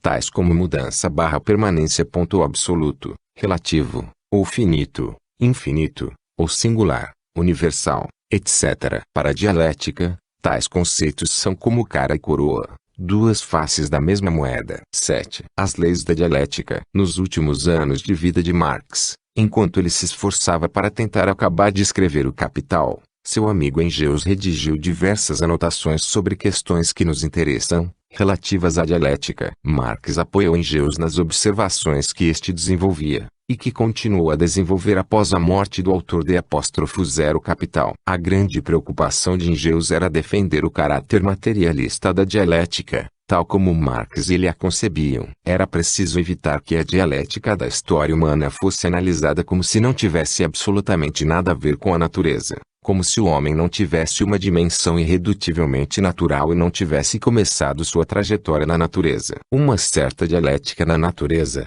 ou pelo menos uma pré-dialética, era, para Marx e para Engels, uma condição prévia para que pudesse existir a dialética humana. Engels concentrou, então, sua atenção no exame dos princípios daquilo que ele chamou de dialética da natureza e chegou à conclusão de que as leis gerais da dialética, comuns tanto à história humana como à natureza, podiam ser reduzidas, no essencial, a 3. 1. Lei da passagem da quantidade à qualidade, e vice-versa. 2. Lei da interpenetração dos contrários. 3. Lei da negação da negação. A primeira lei se refere ao fato de que, ao mudarem, as coisas não mudam sempre no mesmo ritmo. O processo de transformação por meio do qual elas existem passa por períodos lentos, nos quais se sucedem pequenas alterações quantitativas, e por períodos de aceleração, que precipitam alterações qualitativas, isto é, saltos, modificações radicais. Engels dá o exemplo da água que vai esquentando, até alcançar 100 graus centígrados e ferver, quando se precipita a sua passagem do estado líquido ao estado gasoso. A segunda lei é aquela que nos lembra que tudo tem a ver com tudo. Os diversos aspectos da realidade se entrelaçam e, em diferentes níveis, dependem uns dos outros, de modo que as coisas não podem ser compreendidas isoladamente, uma por uma, sem levarmos em conta a conexão que cada uma delas mantém com coisas diferentes. Conforme as conexões, quer dizer, conforme o contexto em que ela esteja situada, prevalece, na coisa, um lado ou outro da sua realidade, que é intrinsecamente contraditória. Os dois lados se opõem e, no entanto, constituem uma unidade, e por isso esta lei já foi também chamada de unidade e luta dos contrários. A terceira lei dá conta do fato de que o movimento geral da realidade faz sentido, quer dizer, não é absurdo, não se esgota em contradições irracionais, ininteligíveis, nem se perde na eterna repetição do conflito entre teses e antíteses, entre afirmações e negações. A afirmação engendra necessariamente a sua negação, porém a negação não prevalece como tal. Tanto a afirmação como a negação são superadas e o que acaba por prevalecer é uma síntese, e a negação da negação. Essas leis já se achavam em Hegel. Engels procurou resgatá-las do idealismo hegeliano e dar-lhes um sentido claramente materialista. Expondo, simplificadamente, algumas das noções básicas da dialética, Engels teve um imenso êxito e exerceu uma influência notável no pensamento de várias gerações de operários conscientes e militantes socialistas. A polêmica de Engels contra Düring se tornou um marco na história das ideias do movimento operário. A experiência que foi sendo adquirida pelo movimento socialista ao longo do século XX mostrou que as formulações de Engels, embora brilhantes e didáticas, possuem certas limitações. As leis da dialética não se deixam reduzir a 13 e essa redução, tal como Engels a realizou, tem algo de arbitrário. Os princípios da dialética se prestam mal a qualquer codificação. Um código, por definição, articula as leis, fixa as leis em artigos, artigo 1º, artigo 2º, etc. Como poderiam, porém, ser fixadas em artigos as leis de uma filosofia da mudança, de uma concepção do mundo segundo a qual existe sempre alguma coisa de novo sob o sol. Outra limitação.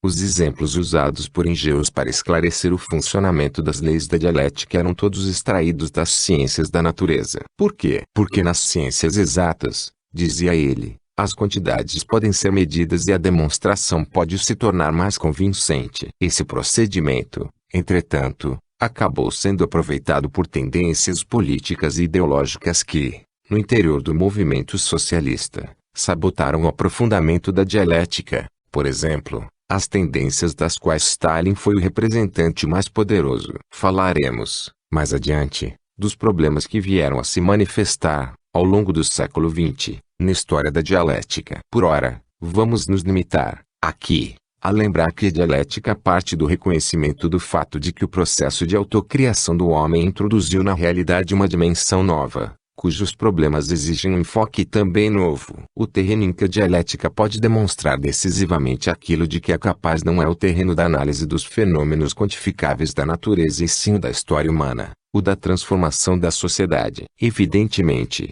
o que acaba de ser dito a respeito das limitações das formulações de Engels sobre as leis da dialética não significa que as referidas leis sejam falsas e devam ser esquecidas. Significa apenas que elas devem ser utilizadas com as devidas precauções. Engels era um pensador dialético de grandes méritos. Em sua obra existem elementos que podemos invocar em favor da advertência que fizemos, quanto à com acento circunflexo profunda diferença que existe entre a dialética na natureza e a dialética na história humana. No Anti-Düring, por exemplo, Engels dá um caso de passagem da quantidade a com acento circunflexo qualidade ocorrido na história, um caso observado por Napoleão Bonaparte. Napoleão analisou as lutas entre a cavalaria francesa, bem organizada e disciplinada, e a cavalaria dos mamelucos, que eram hábeis cavaleiros, dispunham de excelentes cavalos, mas eram indisciplinados. E tinha dito, 2 mamelucos derrotavam seguramente 3 franceses, 100 mamelucos enfrentavam, em igualdade de condições, 100 franceses, 300 franceses venciam 300 mamelucos, e 1000 franceses derrotavam, inevitavelmente, 1.500 mamelucos. Esse exemplo é de enorme utilidade para nós. Se o compararmos ao exemplo da água que ferve aos 100 graus e passa do estado líquido ao gasoso, perceberemos que ambos são casos de passagem da quantidade à qualidade, porém são fenômenos de natureza muito diferente. No caso da água, temos um fenômeno físico, que não depende da vontade humana. No caso do confronto das duas cavalarias, temos um processo que depende da organização, isto é, depende de fatores subjetivos, de decisões e escolhas. Um processo que comporta alternativas e depende de iniciativas. 8. O sujeito e a história. Depois da morte de Marx, em 1883, e de Engels, em 1895, o desenvolvimento do pensamento dialético não se interrompeu e prosseguiu seu acidentado caminho. No final do século passado, o socialista alemão Eduard Bernstein, 1850-1932, passou a criticar os escritos de Marx, sustentando que o capitalismo estava mais forte do que nunca, que as previsões ao Manifesto Comunista, de 1848, tinham falhado, de modo que era preciso submeter a uma rigorosa revisão os princípios que Marx tinha defendido. E a dialética, segundo o revisionista Bernstein, era o elemento pérfido na doutrina marxista, o obstáculo que impede qualquer apreciação lógica das coisas. Bernstein preconizou, então, um abandono da dialética, da herança hegeliana do marxismo, e um retorno a Kant. Na ocasião, as posições de Bernstein foram criticadas e recusadas pela direção do principal partido socialista do começo do nosso século, o Partido Social Democrático Alemão. As posições que venceram no debate foram as de Karl Kautsky, 1854 a 1938. Mas Kautsky também não era um autêntico dialético.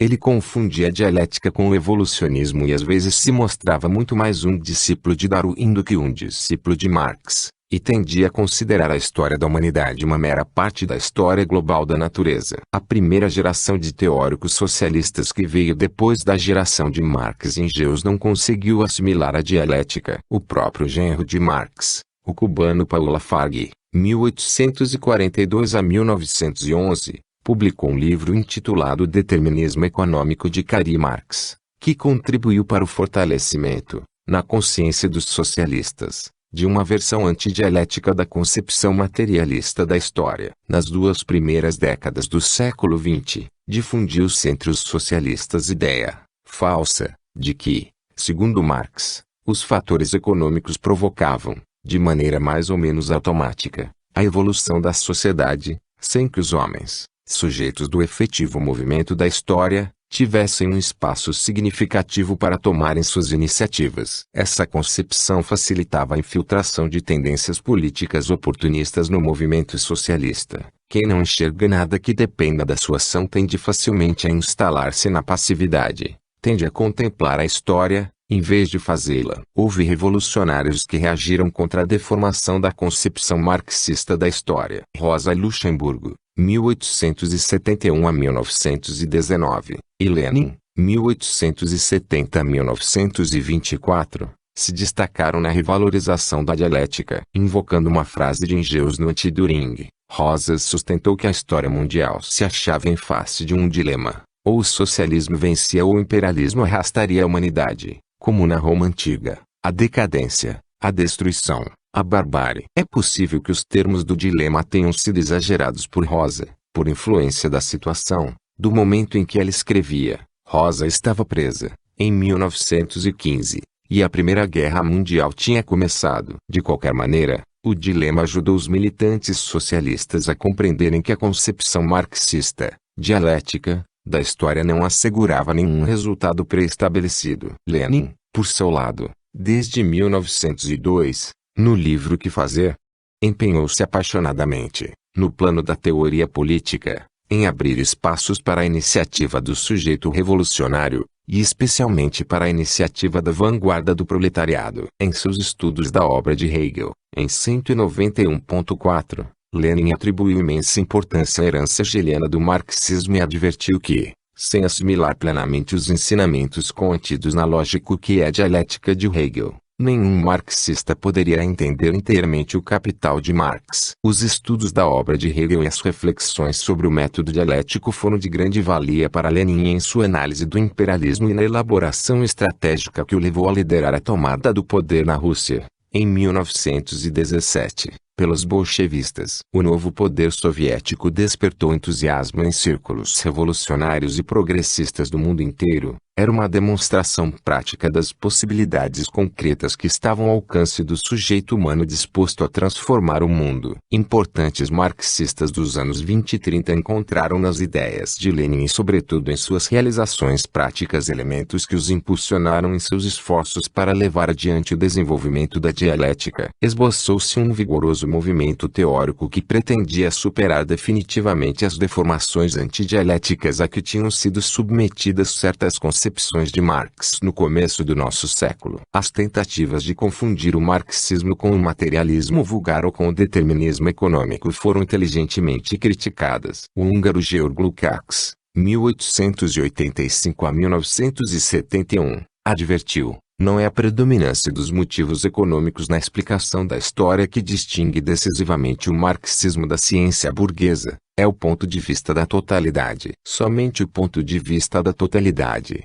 segundo Lukács, permite a dialética enxergar, por trás da aparência das coisas, os processos e inter-relações de que se compõe a realidade. Somente o ponto de vista da totalidade permite que se veja no real um jorrar ininterrupto de novidade qualitativa. O italiano Antonio Gramsci, 1891 a 1937, caracterizou o marxismo como um historicismo absoluto. Para ele, o fatalismo determinista pode se tornar uma força de resistência moral, pode ajudar o revolucionário a perseverar na luta, pode ajudar a organização revolucionária a manter a sua coesão interna, nos períodos marcados por uma sucessão de graves derrotas. Nesse sentido, Gramsci se dispõe até a fazer-lhe um elogio fúnebre, reconhecendo a função histórica do determinismo, porém enterrando-o com todas as honras, pois se o determinismo persistir dificultará sempre o desenvolvimento do espírito crítico e da criatividade entre os revolucionários. O materialismo histórico de Marx e Engels é constatativo e não normativo.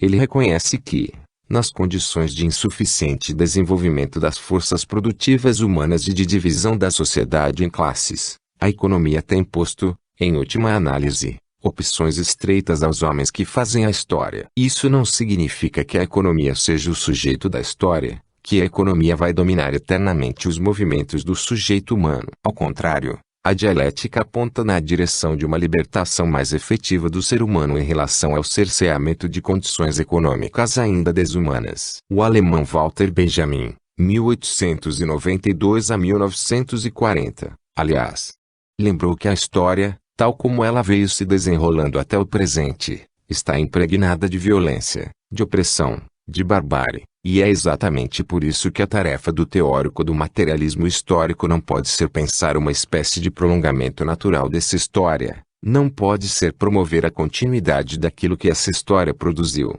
limitando-se a transmitir seus produtos de mão em mão. Um espírito dialético, escreveu Benjamin, através de uma sugestiva imagem, insiste em escovar a história contra pelo. Infelizmente, os esforços de Lukács, Gramsci, Walter Benjamin e vários outros intelectuais marxistas dos anos 20 e 30 foram contrariados por uma tendência antidialética que avançou muito no interior do movimento comunista após a morte de Lenin, em 1924. O principal representante dessa tendência antidialética foi Joseph Stalin, 1879 a 1953, que assumiu a direção do PC da URSS e do Estado Soviético e exerceu uma enorme influência sobre o movimento comunista mundial. Stalin era um político de grande talento, mas desprezava a teoria, não a levava a sério, instrumentalizava o trabalho teórico, com espírito pragmático, cínico. Em Marx, Engels e Lenin, a prática exigia um reexame da teoria e a teoria servia para criticar a prática em profundidade. Servia para questionar e corrigir a prática. Em Stalin, isso mudou. A teoria perdeu sua capacidade de criticar a prática e o trabalho teórico ficou reduzido a uma justificação permanente de todas as medidas práticas decididas pela direção do Partido Comunista. Stalin considerava Hegel uma expressão sociológica do atraso da Alemanha na época da Revolução Francesa e de Napoleão. Ao contrário de Lenin, que estudava Hegel, Stalin tinha uma antipatia imensa pelo patrimônio da herança hegeliana. Em seu raciocínio, Stalin ignorava frequentemente as mediações, cuja importância tinha sido sublinhada tanto por Hegel como por Marx. Stalin pensava da seguinte maneira: Zinoviev, Kamenev, Trotsky, Bukharin e outros têm opiniões erradas a respeito de questões importantes. Expondo suas opiniões, defendendo-as, eles produzem efeitos daninhos, objetivamente tão nocivos como os efeitos que seriam provocados pela ação de sabotadores, espiões, agentes contra-revolucionários e traidores. Portanto, objetivamente, eles são sabotadores, espiões, traidores, agentes inimigos, e precisam ser objetivamente tratados como tais. Nas coisas que Stalin dizia ou escrevia apareciam, volta e meia, o advérbio objetivamente e o adjetivo objetivo ou objetiva, precisamente porque ele não encarava dialeticamente a questão do papel da subjetividade na história e tendia a identificar, de modo positivista, subjetivo com arbitrário e objetivo com científico. Para se ter uma ideia de como esse modo de pensar e de agir era diferente do de Lenin, basta lembrarmos que Zinoviev, Kamenev, Trotsky e Bukharin divergiram de Lenin em questões importantíssimas e nem por isso Lenin os liquidou. Tal como Engels, Stalin tinha talento para simplificações didáticas. Faltava-lhe, entretanto, a sólida base cultural e teórica de Engels. Stalin retomou de Engels o esquema das 3 leis da dialética, mas corrigiu. Em seu trabalho sobre o materialismo dialético e o materialismo histórico, 1938, Stalin sustentou que o método dialético não possuía propriamente 3 leis gerais e sim 4 traços fundamentais, que eram: 1.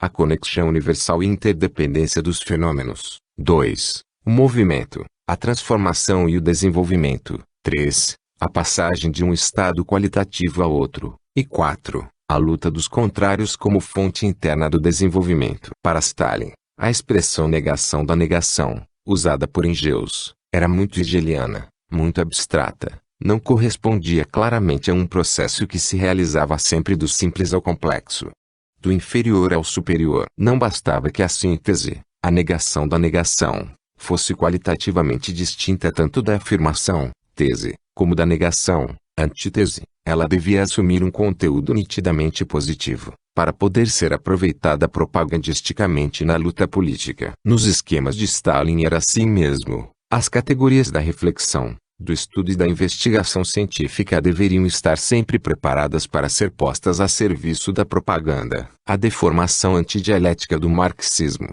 característica dos tempos de Stalin, influiu poderosamente na educação ideológica de pelo menos 2 gerações de comunistas, no mundo inteiro. Essa influência está longe de ter sido suficientemente analisada em suas origens e suprimida em suas consequências. Nikita Khrushchev, quando era secretário-geral do PC da URSS, denunciou, em 1956, o sistema do culto à personalidade e as graves violações da legalidade socialista, mas não contribuiu em nada para a elaboração de uma interpretação marxista das causas e da exata natureza dos fenômenos que abordava. Os métodos de Stalin foram condenados em termos éticos e passaram a ser combatidos em termos políticos pragmáticos. Como, porém, eles se baseiam numa crassa subestimação da teoria, nunca poderão ser efetivamente superados enquanto não for plenamente recuperada a seriedade do trabalho teórico, e essa seriedade só estará comprovada no dia em que as deformações impostas à dialética marxista no período de Stalin tiverem sido submetidas a uma análise científica e filosófica, a uma investigação historiográfica profunda e convincente. 9.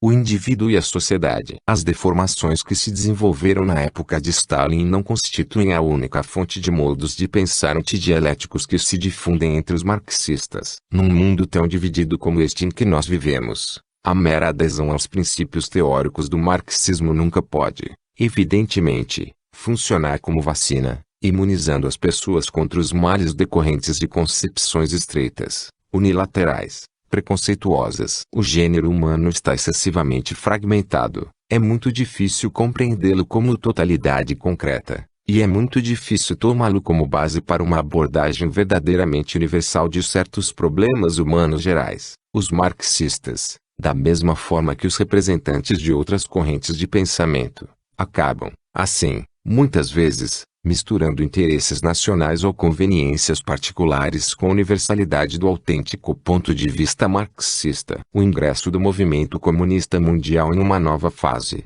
na qual se tornou impossível a manutenção da unidade monolítica dos tempos da Internacional Comunista, 1919 a 1943, tornou igualmente muito difícil para os marxistas apoiarem-se numa compreensão do movimento comunista como totalidade concreta para resolverem todos os seus problemas teóricos. Mesmo os indivíduos mais empenhados na luta pela transformação da sociedade se confundem, com frequência, quando falta coesão à unidade deles. A falta de coesão diminui, para eles, as possibilidades de fazerem história de modo consciente. Diminui as possibilidades de se organizarem e de se reconhecerem na ação da comunidade organizada a que se integraram. O indivíduo isolado, normalmente, não pode fazer história, suas forças são muito limitadas. Por isso, o problema da organização capaz de levá-lo a multiplicar suas energias e ganhar eficácia é um problema crucial para todo revolucionário. É preciso que a organização não se torne opaca para o indivíduo, que ele não se sinta perdido dentro dela. É preciso que ela não reduza a uma situação de impotência contemplativa ou a um ativismo cego. Senão, o indivíduo fica impossibilitado de atuar revolucionariamente e se sente alienado na atividade coletiva. A organização deixa de ser o lugar onde suas forças se multiplicam e passa a ser um lugar onde elas são neutralizadas ou instrumentalizadas por outras forças, orientadas em função de outros objetivos. Lembremos a frase de Sartre colocada como epígrafe no começo deste livrinho: a dialética, como lógica viva da ação, não pode aparecer a uma razão contemplativa. Ponto. No curso da ação, o indivíduo descobre a dialética como transparência racional enquanto ele a faz, e como necessidade absoluta enquanto ela lhe escapa. Quer dizer, simplesmente, enquanto os outros a fazem. Para um marxista contemporâneo, mesmo que seja posta de lado a questão da herança stalinista, é extremamente difícil enxergar uma transparência racional de sua própria ação no conflito entre a China e a União Soviética, na invasão da Tchecoslováquia pelas tropas do Pacto de Varsóvia, na invasão do Camboja pelo Vietnã, na invasão do Vietnã pela China, etc. Qualquer que seja o seu ponto de vista pessoal, ele é levado a ter a impressão de que os acontecimentos estão se precipitando fora do alcance do seu poder de intervir neles como indivíduo. Por isso se compreende que um marxista como Louis Althusser tenha chegado a se convencer de que a história é um processo sem finalidade, S, e sem sujeito, S, isto é, um processo mais ou menos automático, cujos movimentos são determinados por estruturas nas quais não existe, concretamente, espaço para as iniciativas do sujeito humano. Essa concepção, ressalvada a honestidade subjetiva do filósofo francês, reflete uma impotência em face da necessidade de pensarmos dialeticamente as coisas que existem à nossa volta. Se a história ainda está sendo feita, em medida inaceitável, pelos outros, então o problema está em passarmos a fazê-la mais decisivamente nós mesmos. E, se as formas de organização criadas para isso estão funcionando de maneira insatisfatória, o problema está em ativá-las ou em mudá-las, conferindo-lhes eficácia que o deveriam ter. Althusser preocupou-se sinceramente, ao longo de muitos anos, com essas questões, mas sua concepção da história, que é uma concepção antidialética, não o ajudou a encaminhar nenhuma solução para elas. O processo de superação do capitalismo pelo socialismo tem assumido formas bem mais complexas do que Marx ou Engels poderiam imaginar. Provavelmente,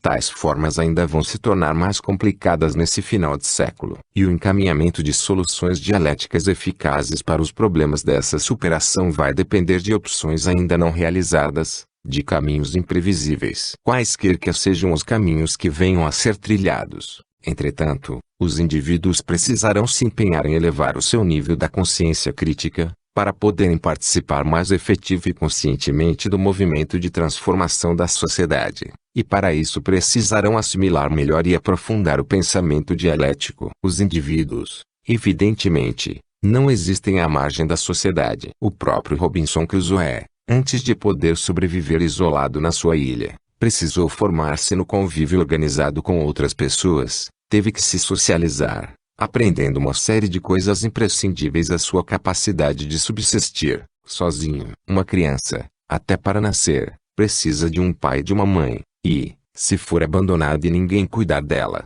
morre. O indivíduo, então, como dizia Marx, é o ser social, e é tão intrinsecamente social que somente ao longo da sua história em sociedade é que o homem, depois de muitos séculos, chegou a se individualizar, já que, nas comunidades mais primitivas, os indivíduos não contavam e existiam exclusivamente em função da coletividade a que pertenciam. Mas a vida social, nos tempos atuais, já pressupõe a existência de indivíduos que alcançaram um razoável grau de autonomia. Algumas comunidades alienadas ainda conseguem, em determinadas circunstâncias, absorver e diluir grande número de indivíduos, fanatizados, no interior delas. Mas já avançou bastante nas pessoas a consciência de que cada uma delas tem responsabilidades em relação às outras, e a sociedade em geral, porém possui igualmente responsabilidades em relação a si mesma. A experiência vem ensinando a um número cada vez maior de indivíduos que há problemas que dependem da pessoa e somente dela e cuja solução não pode ser transferida para nenhuma organização social. Como escreveu o marxista Tcheco Karel Kozik em sua Dialética do Concreto,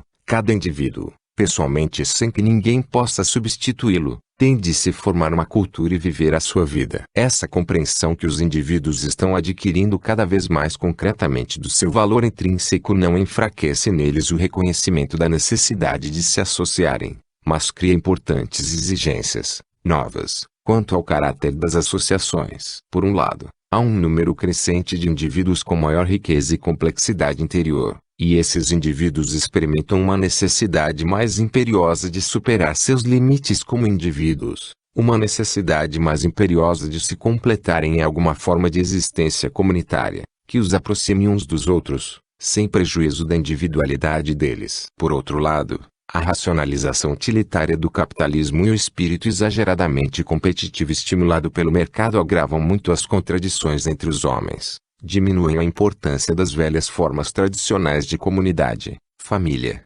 vizinhança antiga, criam situações de solidão, desenvolvem frustrações, espalham muita agressividade e insegurança. A falta de uma compreensão dialética desses problemas e a avidez dos indivíduos pela comunidade, por formas de convivência mais profundas, levam as pessoas, com frequência, a aderirem, apaixonadamente, a sucedâneos de formas de existência autenticamente comunitárias, quer dizer, levam-nas a se integrarem em pseudo-comunidades, em caricaturas de comunidades. É o que acontece, por exemplo, com algumas pessoas que passam a militar fanaticamente em organizações de tipo fascista, que se tornam propagandistas tempo integral de seitas religiosas salvacionistas, viram formigas num formigueiro qualquer. E é também um fenômeno que se manifesta, com gravidade bem menor, no caso de certos grupos de jovens que se irmanam na curtição de uma mesma diversão ou de uma moda passageira intensamente vivida. A falta da dialética e o anseio pela comunidade, combinados, podem igualmente influir, e com frequência influem mesmo, no comportamento dos revolucionários. Antes de poder transformar a sociedade na qual nasceu e atua, e revolucionário em boa parte formado por ela, de modo que seria ingenuidade supor que ele possa permanecer completamente imune aos venenos dela. Muitíssimas vezes, as ideias revolucionárias se combinam, na mesma pessoa, com sentimentos bastante reacionários e com preconceitos surpreendentemente conservadores. Por isso, não são raros os casos de revolucionários que tendem a transformar a organização em que desenvolvem suas atividades políticas numa espécie de ídolo sagrado, que não pode ser submetido a críticas profundas e que deve merecer todos os sacrifícios. Essa atitude, alienada, causa graves prejuízos tanto aos indivíduos como à organização. Os revolucionários que fetichizam a organização em que atuam deixam de contribuir para que ela se renove e acabam facilitando o agravamento de suas deformações. Na medida em que não aprofundam suficientemente nem o espírito crítico nem a luta permanente para a democratização de todas as relações humanas, esses indivíduos mostram ser, em última análise, Maus revolucionários. 10. Semente de dragões. Uma das características essenciais da dialética é o espírito crítico e autocrítico. Assim como examinam constantemente o mundo em que atuam, os dialéticos devem estar sempre dispostos a rever as interpretações em que se baseiam para atuar. Quando a filha de Marx pediu ao pai para responder a um questionário organizado por ela e lhe perguntou qual era o lema que ele preferia, Marx respondeu: duvidar de tudo. Para homens engajados num combate permanente, como os marxistas, é difícil colocar em prática esse lema. Com frequência se manifesta entre os marxistas uma tendência que os leva a substituir a análise subsistir, a análise concreta das situações concretas por um conjunto de fórmulas especulativas, por um esquema geral no qual as coisas são enquadradas forçadamente, precipitadamente. Essa tendência se manifestava já em Hegel, que era idealista, e continua a se manifestar entre os marxistas. Na medida em que se deixam influenciar pela tendência mencionada acima, os revolucionários passam a querer transformar o mundo sem se preocuparem suficientemente com a transformação deles mesmos. Com isso,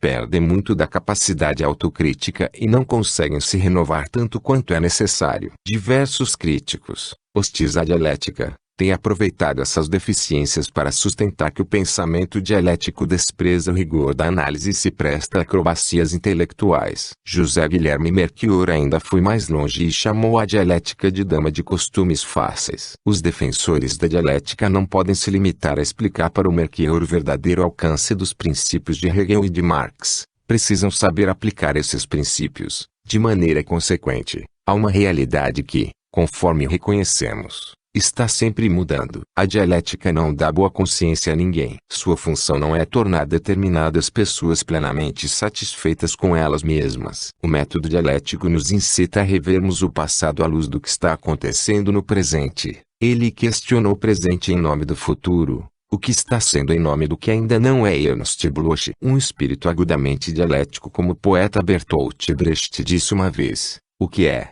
exatamente por ser tal como é, não vai ficar tal como está. Essa consciência de inevitabilidade da mudança e da impossibilidade de escamotear as contradições incomoda os beneficiários de interesses constituídos e os dependentes de hábitos mentais ou de valores cristalizados. A dialética tranquiliza os comodistas, assusta os preconceituosos, perturba desagradavelmente os pragmáticos ou utilitários. Para os que assumem, consciente ou inconscientemente, uma posição de compromisso com o modo de produção capitalista, a dialética é subversiva, porque demonstra que o capitalismo está sendo superado e incita a superá-lo. Para os revolucionários românticos de ultra-esquerda, a dialética é um elemento complicador utilizado por intelectuais pedantes, um método que desmoraliza as fantasias irracionalistas, desmascara o voluntarismo e exige que as mediações do real sejam respeitadas pela ação revolucionária. Para os tecnocratas, que manipulam o comportamento humano,